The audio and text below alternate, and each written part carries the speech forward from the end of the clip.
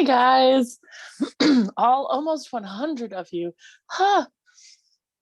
No, I'm very excited. I was very happy to be able to share during our last regional session.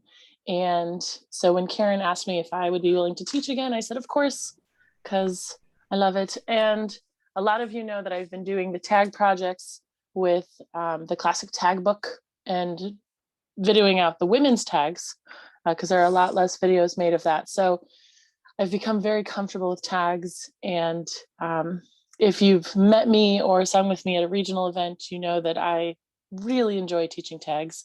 So I've kind of created this class of why do we tag? So if you see me not quite looking at you, it's because I am looking at my screen because I have two screens. So I promise I am looking at all of you just on a different screen. So I'm going to share my screen, speaking of, and we will go ahead and get started.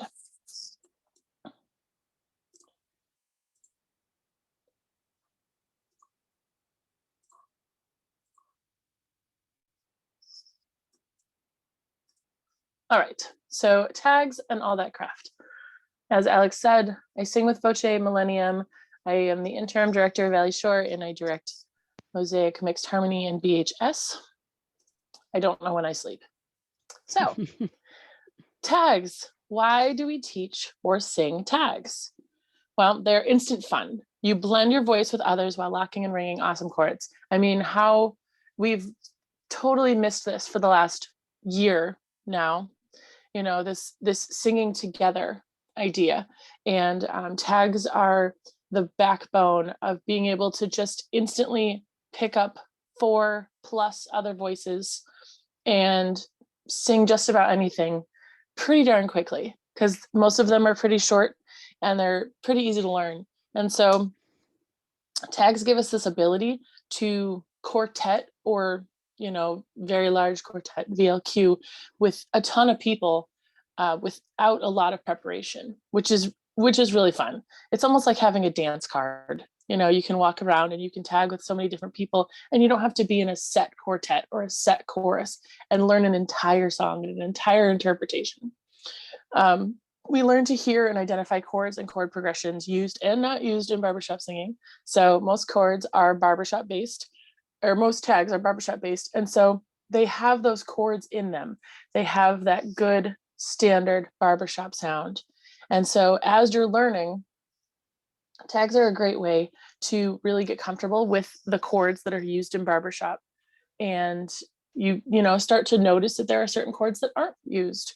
And so that really gets, especially people who have been established singers or maybe sang in college or high school, you know, they start to notice that this is a little different than what they've done before. And so tags is a really good door opener for that and those concepts. So obviously getting singers hooked on barbershop. It's so easy just to grab someone who might seem interested and say, well, hey, let's make this ring, you know, and it's that instant gratification of making something sound really good. And then, you know, all of a sudden they're hooked. It's the easiest way to hook someone on barbershop. And then tag singing improves the barbershop knowledge and the vocal and listening skills. Of course, singers, quartet singers, directors, coaches, judges, I mean, just about anyone. If you tag, there's so many little things that can be taught in a, you know, 2 to X amount measure of a tag. And that's what this class is all about, is what can we teach within a tag. And so again, that instant gratification of singing it quickly and learning it quickly and then doing it together, there's so much you can learn in such a short amount of time with tag singing. So where's the craft? We have fine tuning of chords, vocal production, balance of chords, vowel matching, interpretation, diphthongs, singable consonants, exercises. This tag singing exercises and improves tonal memory, working embellishments, interval training, oral tradition. There's so many other things that you can work. This is just a quick rundown of things that I was able to find and think of. And I'm sure there's other things you can think of. So feel free to unmute yourselves. Do they have that power, Kate? Yes. Oh yeah. Cool. So feel free to unmute yourself. What is missing from this list? What is missing? If we said, what is, so to someone who's brand new to barbershop, what is a fundamental craft idea that we're missing from this list? Overtones. Overtones? Fun. Fun. Ear training. Ear training? Harmonize. Personal breaths. Personal, oh, that's a good one. Personal breaths. I heard harmonizing, Holding your own part. individualization, Learning on the fly. Trying a different voice part. Ooh. I was just about to say that. learning on fly, trying different voice part, Short, quick. Artistry. artistry. Yeah, and this really doesn't even get into the whole, so none of the things, so if you know me, and if you know me well, you'll know, well, even if you don't know me well, you'll know that I am definitely on the technical side of the brain. I'm a baritone through and through, except for my organization, but I'm a baritone through and through. So I really gravitate towards the technical. So artistry within tags could be its own class, like the expression and the showmanship and storytelling, even within a tag.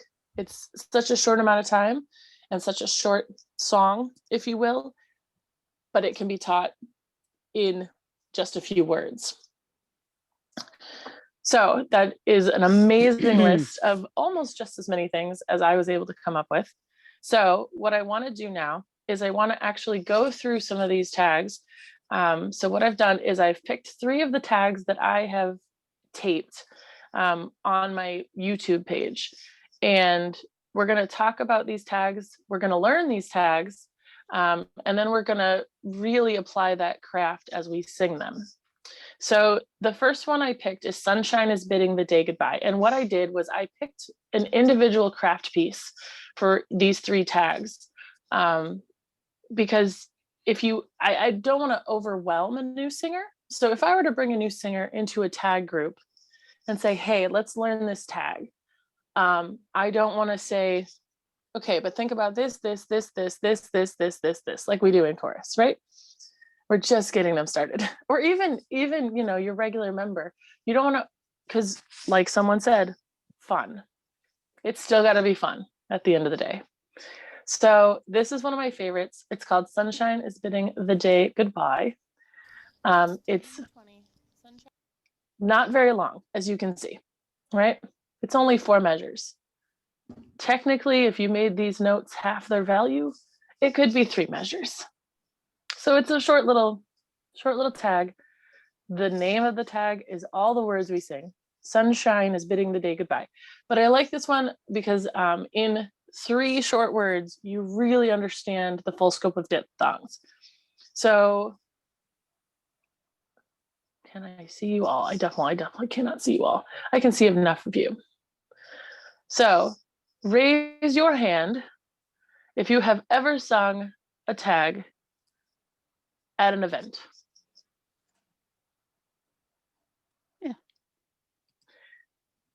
Raise your hand if you have ever taught a tag at an event. Now, raise your hand if you have ever taught a tag to your chorus. So what I am trying to promote is that everyone should be wanting to do this. Everyone, A, can teach a tag, and B, should want to teach a tag to their chorus members, because this is an amazing way to instantly get people singing together and working craft without them realizing it. So the way I teach a tag is I don't say, okay, here's what a diphthong is. I'm going to teach you about a diphthong, and now we're going to apply it.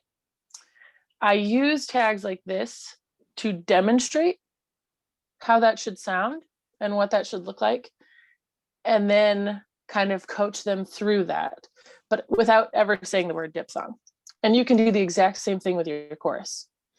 So we have sunshine. So does everyone know what a diphthong is? Mhm. So real quick, if anyone doesn't, the diphthong is when you have two sounds in one vowel. So shine is obviously one syllable, but we have the ah and the e that make up an I vowel. So sunshine. We have another diphthong in day, which is a and e together.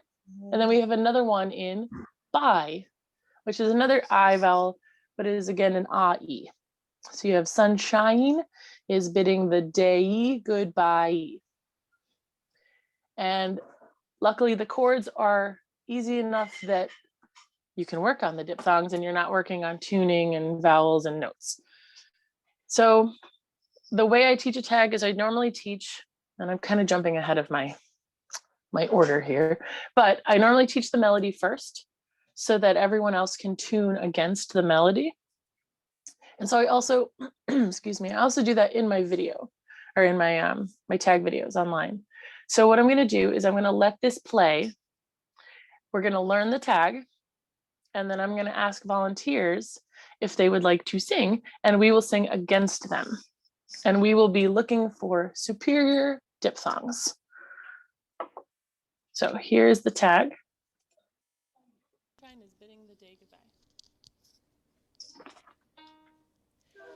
Sunshine is bidding the day. It's very light in sound, Angie. Yep. So unfortunately, I have found this quite often when I play from my computer. It is very low. I don't really have a way to turn that up. I mean, I'll see if this helps. That might actually help. Because normally it just raises the volume on my own speakers. So actually, let's see if this worked. So I'll back it up. Tag number 20. Better? Sunshine is bidding the day goodbye. Okay. Sunshine is bidding the day goodbye.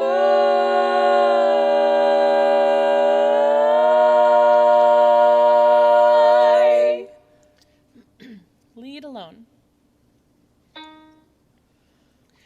Sunshine is bidding the day goodbye.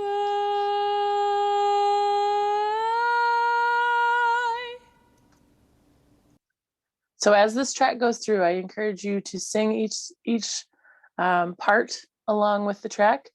The next section of tracks is part missing. So once we get there, you'll hear how your part melds into the fold. Tenor alone. Sunshine is bidding the day goodbye.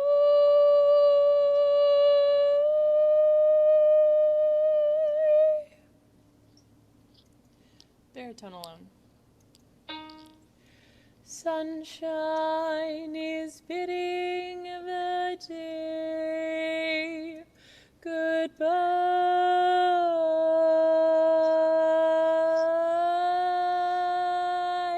Bass alone. Sunshine is bidding the day goodbye.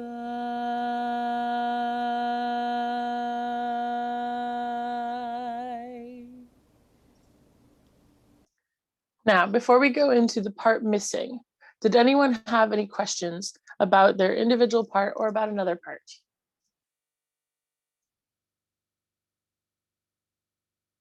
Cool. So if I were teaching this to a group of people or to 3 individuals, there's an order of operations that we'll go over when I go over teaching a tag. But as you can hear, this doesn't have a whole lot of crazy jumps. It doesn't have any crazy accidentals. So the chords all pretty much make sense. It's very square barbershop.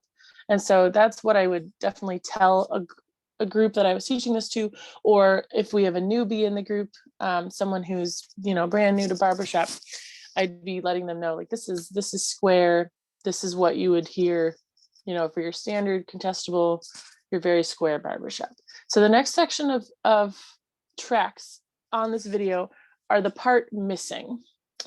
It is possible to maximize the view. The downside is it gets glitchy. So we'll see. It might work.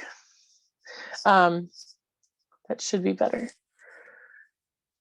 So this has part missing, and it's really good ear training to, if you've learned each part, to now try to sing each part against the part missing track, just like a learning track. Lead missing. Sunshine is bidding the day goodbye.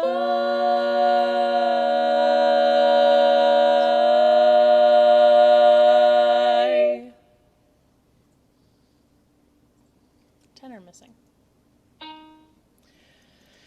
Sunshine is bidding the day goodbye.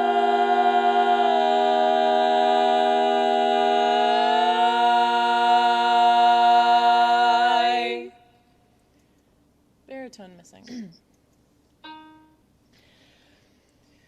Sunshine is bidding the day goodbye.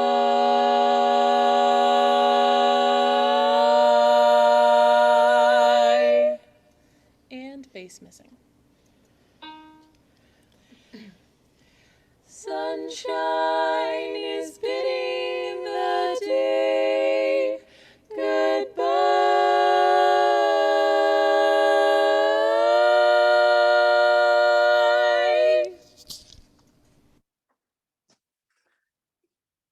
So as you can hear, my diphthongs weren't perfect, and that's something that I know that that is too far.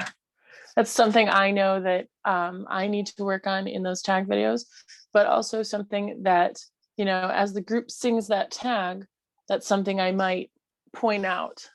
And especially if that's the skill that I've decided to work like in chorus, then we will overemphasize all of those diphthongs. I actually want to go back to that music without playing it. What are just looking at the music, what are some other craft things that you could pull out of this, 6-word tag that you could use and utilize in a chorus or even just in a teaching in general position? The leads are on that one note. They have to do something with it rather than just hang in there. Very good. So maintained pitch accuracy. That's a great tool right there. Just keeping them on one note. I mean, how many times do we see a chorus sing through a bunch of, and you could work sync. You could have everyone singing on that opening chord. You could have everyone sing all those words just on the opening chord and work sync on top of that. But yes, the leads definitely have to maintain their pitch accuracy and really drive it up just ever so slightly so that doesn't fall flat. That is bound to happen. Anything else? There's a lead baritone rub on the word I. Yes, there is a lead baritone rub. Baritones are on F. Leads are on G. And that dissonance, a lot of people will shy away from that or think that it's wrong. And so that is a good thing to work. I saw someone in the chat put up swipe. So working the timing of this swipe and the baritone swipe, the timing of that has to be the same. So that's another good thing to work because swipes are ever so prevalent in our music. And so think of it this way, everything that you work in a tag in those 6 words is something that you should be able to take and apply directly to the music you're singing. Octaves, so pointing out octaves, pointing out unisons. this is on my next slide, but yes, pointing out octaves and unisons are really good so that people don't think they're singing wrong notes. When they hear only 3 notes, like in this shine chord, there's only 3 notes. So either the bass or the baritone, if they don't know what the other person is singing, they might think that they're automatically on a wrong note because they're singing someone else's note. Half step and whole step differences. So working some interval training in through B flat, B natural, and C. So working those tight little half steps. Let's see, what else do we have? Not to punch the high E flat for the basses. This octave jump is very tricky. It's a very hard interval. And so basses will tend to sunshine and really punch that top note. And we definitely don't want that. So learning how to sing with lead-like quality or baritone-like quality in that case and blend. So we've got coning, we've got blend, we've got sync, and that's all in 6 words. Intervals. So that is the crux of what I wanted to demonstrate for you straight out of the gate, is that you can take 6 words and you can teach so many little things in those 6 words. And then your singers can, so I have found, especially in lessons, the more that a singer does something and they do it correctly, they'll apply it to the rest of the things they sing. So if you can really drill something like diphthongs or something like sync or blend in those 6 words in something that's instant gratification. So a tag is beginning, middle, and end in 30 seconds. And you don't have to sing an entire song or have your chorus members bored with 1 or 2 measures of a song. How many times? So raise your hand if your director has ever drilled 3 measures of a song just to get a diphthong right. Yeah. And by the end of those 3 measures, you never want to sing those 3 measures again. Well, this way, we're singing a beginning, middle, and end, and we're singing almost in, it's its own little song, its own little miniature song, and we're singing that whole song. And even if we sing it over and over and over, people still want to sing it again, over and over and over, because they want to work on those little things. And it's not like drilling 3 measures of a song, and we never get to finish it. So let's look at Goodbye Forever, It's Over, I Know. So what I did was I went through my tag videos and I picked some of the ones that really kind of need work. And so I wanted to show you that, these are things I know I have to work on as well. And after I recorded them and listened to them, I really heard them. So I'm also a big fan of recording yourself. And so this is kind of a demonstration of that. This is me recording myself and laying all my faults out for all 100 of you. So this is another tag I really like. Goodbye Forever, It's Over, I Know. I'm just going to play the full mix. I'm not going to play the individual parts. And then we're going to go through and look at some of the craft that we can pull out of this one. Tag number 30, Goodbye Forever, It's Over, I Know. Goodbye forever, it's over, I know. Love's warm, sweet weather has turned into snow. The loveliest time of the year has gone.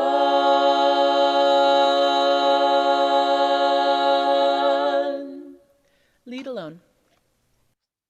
And as you can hear, I'm definitely not a bass, nor am I a tenor. Those 2 parts are kind of a struggle for me. But so looking at this one has a lot more weird intervals, a lot more accidentals. So we can even tie like music reading into the craft of this one because we have double flats, which we don't actually see often in our barbershop arrangements. And we have a really difficult key.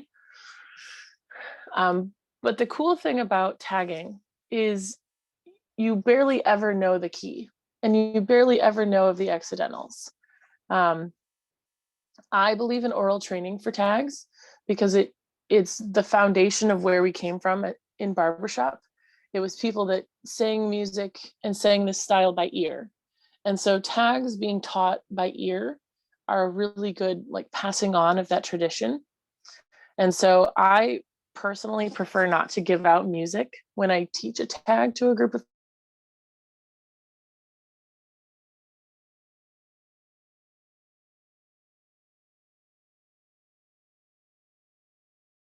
reader.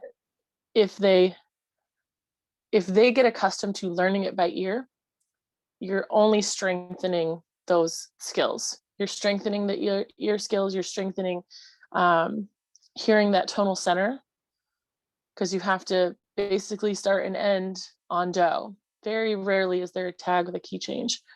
So it's strengthening that tonal center, it's strengthening that connection to other parts, because as you learn something by ear, you're also looking at other people, and you're using those cues, the visual cues and the audible cues, to sync up a tag, which is so short, and it's not something that you've worked on with a group. So what are some other things that we can pull out of this tag just from looking at it and listening to it that would be craft related? There is a question. Why not transpose it half a tone? Yep, so you could transpose it half step up or down, would really give you a much cleaner way to look at it. This is just what's in the tag book. This could definitely be transposed. So I do get into that in my next slide when it comes to teaching tags. And I can talk about it now. So when you raise or lower a tag, you also have to know, so when you teach a tag, you have to know all of the ranges. So if I were to teach this tag, and if I know it well enough to teach it without music, I have to know that that bass drops to a low C flat, or let's put it this way, drops to a low note, super low, right? So I either have to have a low bass, or I have to up this, because that tenor line isn't high. It sits on a D flat. So I can up this. I could technically up this a third and make this much easier for your run-of-the-mill singer. I mean, a C flat that's a B natural. I don't know many people hitting a low B natural right now.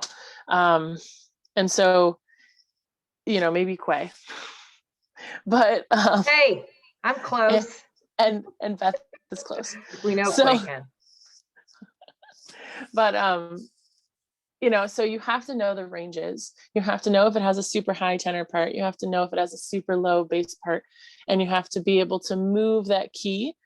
And most of the time when people tag sing, they're going, and they go, okay, I know the bass drops an octave from that. I know tenor sings an octave and a third. Okay, that's good. And so when you know your ranges, you can set the key kind of wherever. You don't need a pitch bite. And that's how a lot of time tags are taught, is they're just taught like, here's do, and then you just go. And so a lot of times, I mean, this is definitely kind of out of context, the fact that we're looking at music, but I'm kind of approaching this class as like, we're going to teach it and we're going to teach craft. So I do love looking at the music to be able to see what craft pieces we can pull out. So I did see someone just put in the chat a duet between tenors and berries. Yeah, so tenors and berries do stay on the same note a lot through the song. And then there's this little part in Loveliest Time of the Year where they actually have opposing lines. So the tenors go down then up, and baritones go up and down. And so it would be really fun to duet these Loveliest Time of the Year between tenor and baritone, and they come out of it on a rub. So D flat to E flat. So this would be very interesting intervals to run together. That would be an awesome craft thing, definitely for ear training. What else can we, so I picked this one out for phrase endings. When we get to the end of these phrases, it's over, I know, a full diphthong, a quick breath, and then into the next word. You don't want that to be a huge breath, and you want this to feel like it's continuing. my phrase endings were not stellar on this one. And so that is why I pulled it out. Any other craft pieces that you could take back to your group from using this tag? The swipe at the end, the timing between parts on the swipe. Yep, so leads and baritones do have a swipe down. And the fun thing about this is you could work on sync by doing a clean swipe. You could work on a full swipe. And then you've got a timing issue because one only moves a third and one part moves a sixth. And so having to slide much further for the baritones and having the leads have to swipe this teeny little amount next to the baritones and lining up the timing of that. That would be an awesome thing to work.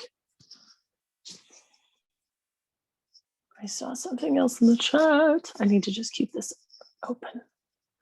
Yeah, I mean, if we changed, so here's the cool thing. If we change keys, if we know the original key and you know your intervals and you know like what your part is supposed to sound like, as soon as you change keys, you don't have to write anything down. You just blow a different key. And then that's it. That's the cool thing about oral tradition and learning things by ear is you don't actually have to like be like, oh, well, that's an F sharp now. Just sing your part as it sounds. We're just in a different key. So reminding people how double flats work, that is a good, that would be a good craft for music reading. So double flats, and these double flats are actually very interesting because there's a B flat in the key signature. So they write that flat in first, even though it's already technically there. And then they have to add the double flat to pull it down yet another half step. So that B double flat is actually an A natural, and the A double flat is actually a G natural. I think those were the only two double flats. Oh, and a B double flat in the lead. Anything else before I move on to the third tag? Can we hear this one more time? Yeah. Yeah, this one's very pretty. Tag number 30, Goodbye Forever, It's Over, I Know. Goodbye forever, it's over, I know. Love's warm, sweet weather has turned into snow. The loveliest time of the year has gone.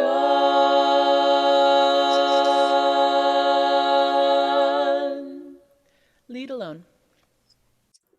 And I actually sang this with slight variations. I did not go down at the end because I took the bass part up. There's no way I was singing a low, even when I just woke up. Nope. That swipe on snow is really weird. Yes. So this is what starts as a minor anyway, and then the baritone swipes to I'm guessing probably a diminished chord. Yeah. Yeah. And so this chord is super funky. This is, I can put money on, this is probably less than 5 times ever in barbershop. This is not a barbershop chord. But it's a really cool chord. And so working the ear training around hearing cool chords like that, and really learning how to tune them is helpful. So as I was listening to that again, ugly chord. So as I was listening to that again too, another thing, craft piece you could pull out is the tuning of this bass part, because it walks down by half steps. So especially for basses, because they're so low, a lot of times it falls flat because we're not keeping that part lifted, because we don't think of lift in the lowest part. So it's good to walk those half steps down little by little and learn how those half steps can really tune closely, even though we're still walking down. Leads would need to be reminded to lift the G naturals. Yes, whenever something is higher than its natural key, we have to give those just a little extra lift. All right, let's move on to my third tag, when I lost you. So I pulled tag number, there we go. I pulled this one out specifically for interval training.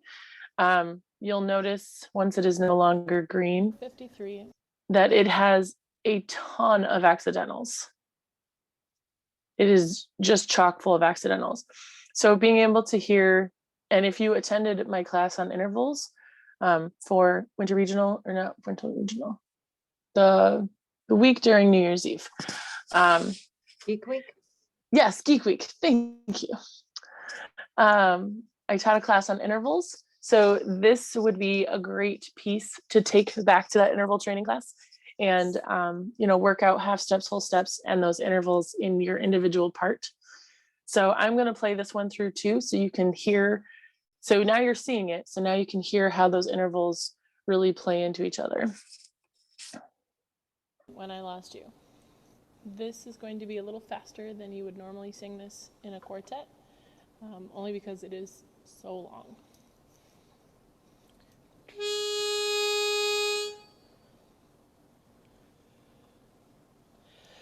I lost the gladness that turned into sadness when I lost you.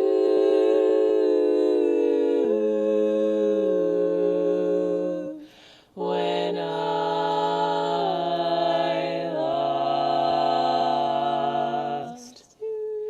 lost you.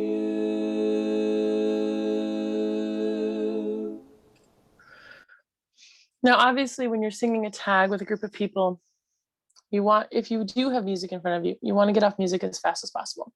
That way you can really look at people, because you won't have the sync errors that I had throughout this piece, because I can't look at anyone else.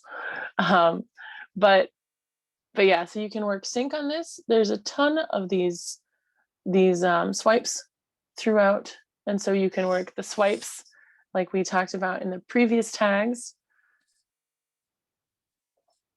What else can we work? We go back Craft. to sunshine is bidding the day away. Can we go back to sunshine is bidding? No, because there are craft pieces you can pull out of any tag, any and all tags.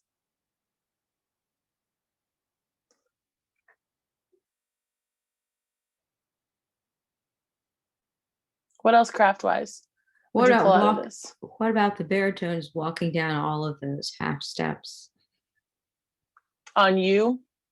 on you? Yeah, yep.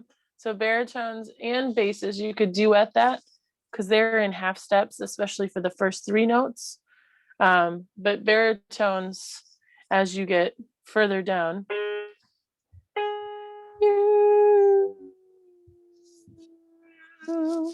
yep. So walking through those half steps and making sure they're all pretty accurate and right on, because baritones, as we know, our part has to be accurate, or else it just doesn't tune.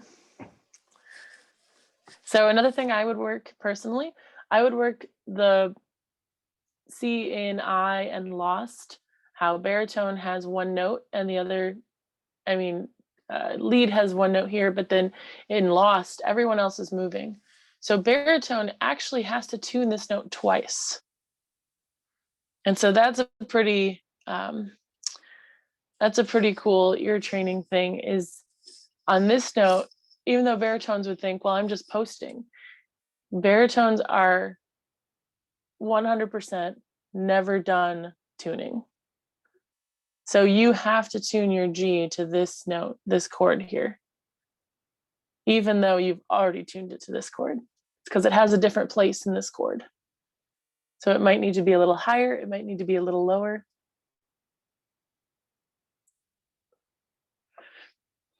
And that happens a few times. So like you could do the same thing on this I with basses, where basses might have to tweak that F flat to tune with this chord, because now all of a sudden they're in an octave. with the leads, whereas they weren't before.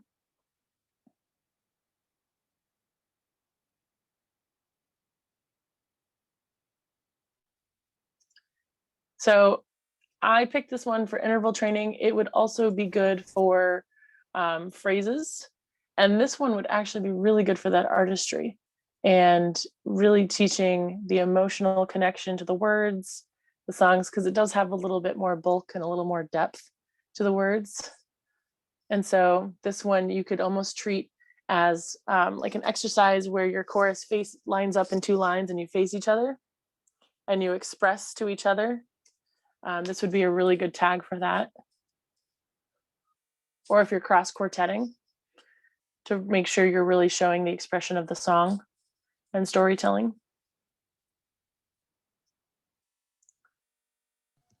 There's a lot of gymnastics in the bass line, I think. So I think I would sing it better if I started out in as much head tone as I could, so that I'm not dumping, you know, up and down, up and down. Yeah, yeah, really pulling that lead-like quality into even the low parts of the bass so that the high parts aren't punched and the low notes aren't dumped. Absolutely. You got to treat it like a roller coaster. And even though it's high to low, it's all got to be on the same track. And so making that smooth, I mean, that could be an entire sectional just for the basses alone to make sure that that is clean and smooth for in those really large intervals. Absolutely. There's a question from Deanna. The leads are moving to the F flat. Would the leads need to tune as well? Yes. Yep. So on I, down near the bottom, 3 measures from the end, or 4 measures, they have I into this F flat that the basses are already holding. So ideally, leads, you would come into that F flat and tune right to the basses. Oh, I didn't want to click on it. So you would tune to that bass note, but basses would also need to be cognizant of making sure it's lifted. So that comes into play just like the lead from Sunshine Has Been a Day Goodbye, where we're holding that note and we have to lift it ever so slightly as we're holding it so that it doesn't go flat. And so leads would tune to that and basses would retune their F flat.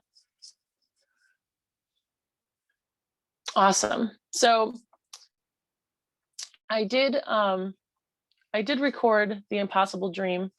If you are here from my Facebook post or all of my group shares that I did this morning, I did record this last night really quick, and I was going to have us pick it apart. We're unfortunately a little backed up on time. I'm really good at that. So we will continue and we'll go back to it if we have time. So let me make this big again. All right, so tag teaching. Like I said before, know your ranges and know, like I said, if you have a high tenor, if you have a low bass, if you have a baritone that can't sing very low, if you have a lead that's really better on those high notes, you know, pitch your tag up, pitch your tag down.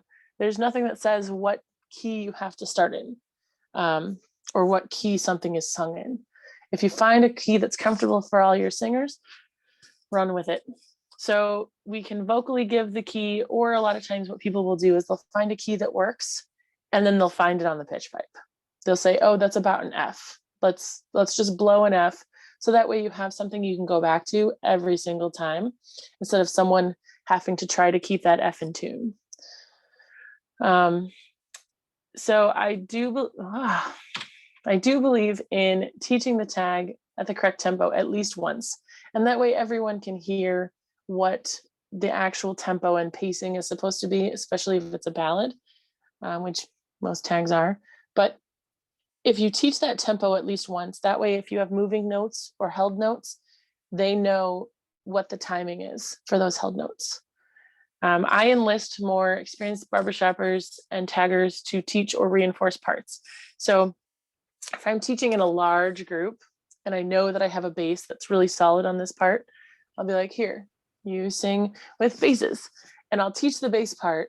And then while I'm teaching another part, I'll have that bass still working with the bass section on that tag. And that's something definitely employ when you have a larger group. And if you're teaching in just kind of a fun setting, you can definitely use that. Or if I have a new barbershopper that I'm bringing in that I want to teach a tag to, and they're not solid on their part, I'll have a lead or, someone of their part stand behind them and possibly hum or sing that part quietly just to help reinforce them. So what order to teach the tag in? And I talked about this a little earlier, that I have different orders for different tags. Usually I'll teach lead, bass, tenor, bari. I always teach baritone last. I teach the lead first because it's the melody, and then I'll teach the bass because you want that bass lead lock. And then tenor is probably the next easiest part to teach, so I'll do that third. That's a regular order. So that's how I would teach Sunshine, is bidding the day goodbye.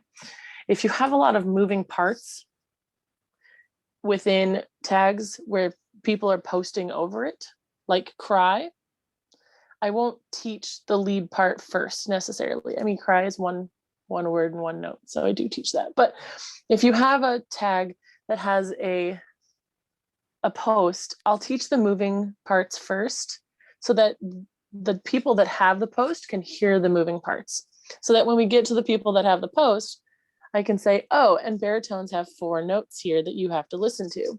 And then they go, oh, well, I've heard those already, so thank you. So I know where I can end.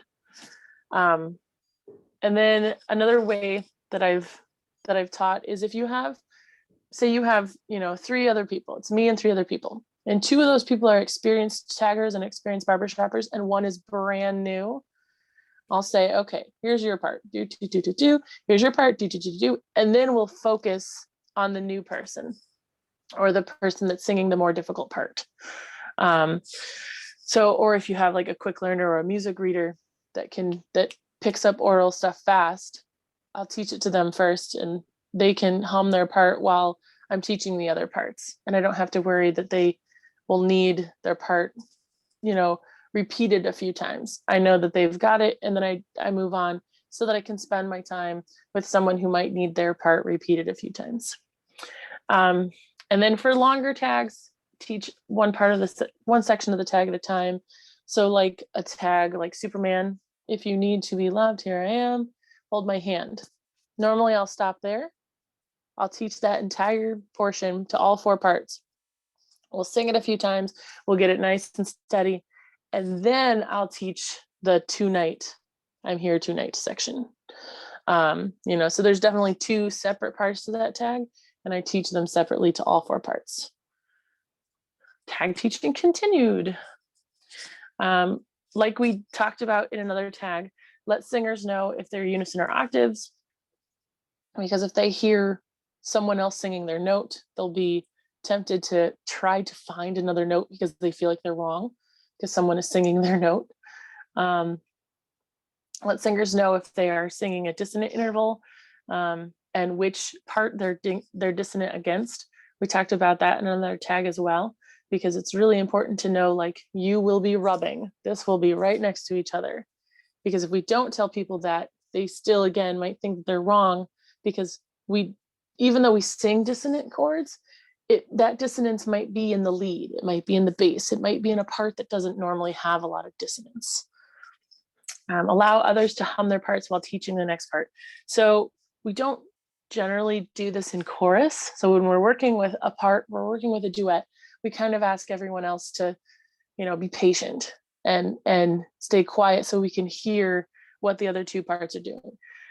When you're tag singing, it's really good for the other parts to just kind of gently hum along. They're not only reinforcing their own part, so that when you get to the all 4 part, they're prepared and they're ready, but you're also allowing the person that's learning their part to hear a little bit of what the other part sounds like.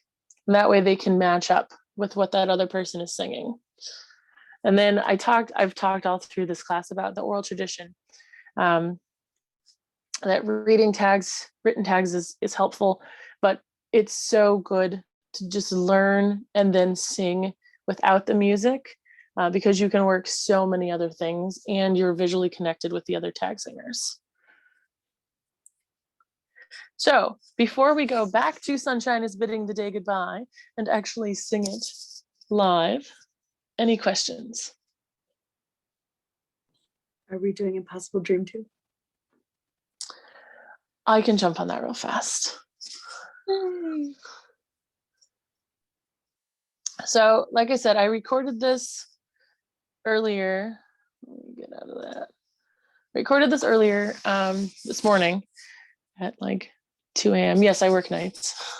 I'm not just awake at 2 a.m. I promise. But I recorded this tonight, and there's a lot of craft things in it that after I recorded it, I was like, ooh, I wish I had done that. Ooh, I wish I had done that. And that's the great thing about singing tags live is you can sing something 20 times and you can sing it differently all 20 times. And you can continually be working on the craft yourself as well. So if you're tag singing and each time you sing it, you can think to yourself, okay, I'm going to work on my vowels this time. And I'm going to really watch, as a baritone, I tend to like to watch my lead and watch the vowels that they're creating with their mouth and try to match those vowels. Or I'm really going to make sure my sync is together with the basses. I'm going to make sure that my thirds are high. I'm going to make sure that I am taking personal breaths where they can't be heard. You know, all these things. So every time you sing a tag, you can be thinking of a new craft piece that you are going to work on personally, not necessarily teaching to someone else. So I'm going to play this through, and then we're going to pick out some tag things that I missed. Can you raise it up? It's you can't really see the bottom of the sheet. Oh, it moves. Okay. Yep, it moves with the tag. Okay. Thanks. I just have to find the play. There we go. To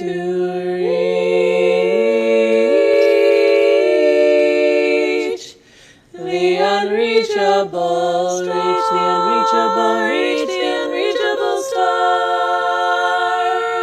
the star, the unreachable star.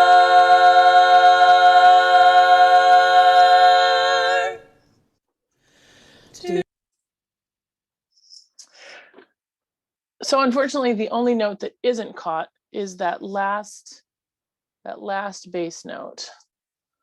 Or not last bass note, but the bass note before the unreachable star. Clear down here. Yeah, this star note. It is an octave with, it's 2 octave spread, but it's an octave with the leads. I did sing this in the men's key, but I did pitch it up. My low Ds were not coming out last night, so I pitched it up. And it's as simple as that. If you know, I knew that I could sing this note higher. So I said to myself, well, I'll pitch it up a third. And so I sang this in F. And unless you have perfect pitch, it's really not going to drive many people crazy when you start pitching things up, especially when you haven't given them music. So. Angie, we have 3 minutes. Thank you. So what craft things could I pull out of this? Obviously sync. Unison and octaves. Good. Yeah, there is a lot of unison. There's a unison octave to start. So, I mean, even if you're teaching this to a chorus and you're working on just that first word, that unison octave match, and then you've got a unison match down in the lower 3 parts at the very bottom, right here. Everyone's on a B flat. You've got up above, Angie, on that first line, there's 3 parts altogether, except for the tenor at the end of the line. They're all octaves, but they're on the same. They're all on D, E, F, E, D. The unreachable star. Yep. So this is all octaves as well. Yeah. Yep. The unreachable. And so a lot of us actually know the shortened version. of this star, and then it ends. So, oh, she talked about this tag, Marion. I think that's what I saw in the chat. Oh yes, the embellishments. So making the embellishment meaningful, enhancing the melody, and obviously since the embellishments here are together, it's very important for that sync. And so that's why you would be off music looking at each other so that things are together. Like this swipe, there we go. This swipe from to star is a really important embellishment to get all together, because tenors have a breath, but no one else does. What else could we pick for craft work with the chorus on this?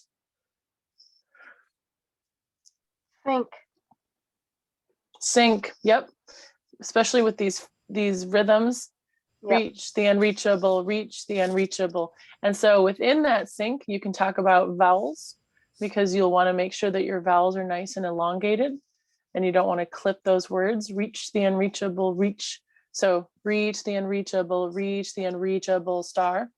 And then within that, you can talk about your diphthongs. And then not quite a diphthong, but close. This R in star, we want star every time we sing it to stay open. So you would almost want to sing this as star and put the R on at the very end.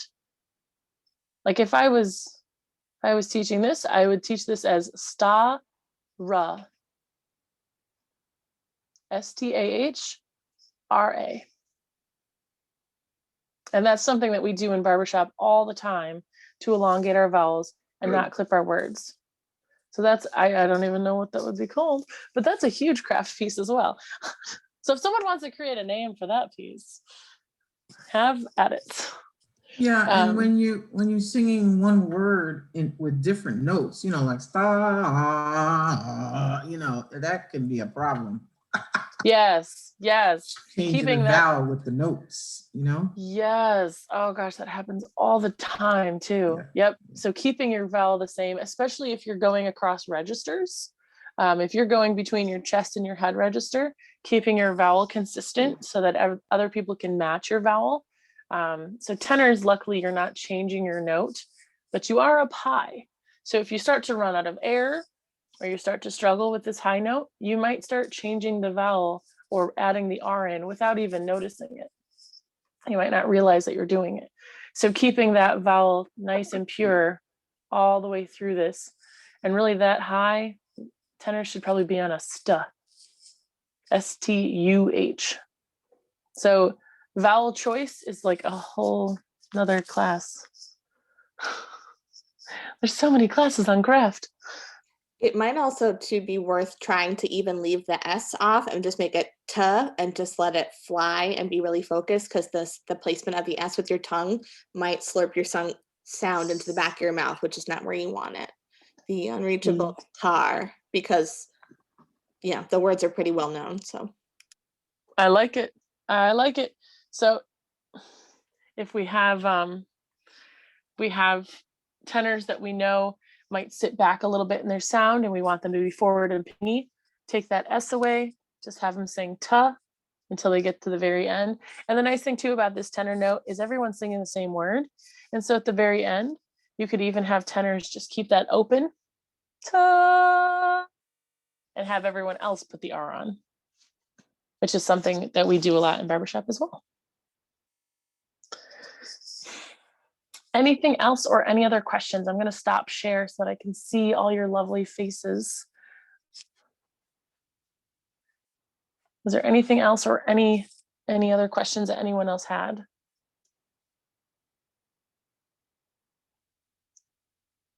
Cool.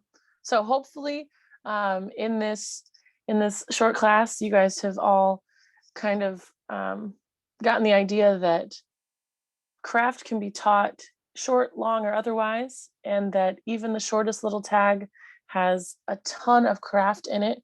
And tags are very useful, not just for having fun at 2 a.m. when we're in a hotel lobby somewhere and we've imbibed a little too much. They sound really good then. We want them to. But you know, it's also a way to teach your chorus something and teach them skills that aren't just repeating 2 measures of a song over and over and over, because we do get sick of those songs. We do. And so you can teach your chorus a new tag every single week and teach them craft through that tag, and then they'll have a new tag to sing along with other people, and they've learned some craft at the same time. Thank you, Angie. Thank you.